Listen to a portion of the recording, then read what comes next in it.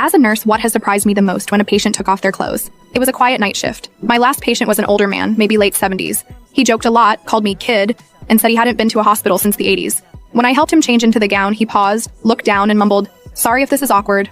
I said, "It's not." But then I saw it.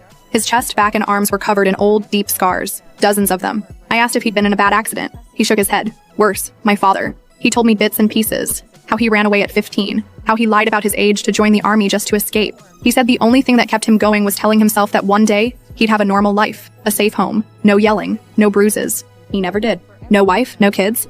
Just a tiny apartment and a cat named Lucy. Before I left the room, I asked if he needed anything. He smiled and said, "No, just thanks for seeing me." Most people don't. I stood in the hallway after and cried. Not because he was dying, but because no one had ever made sure he'd lived.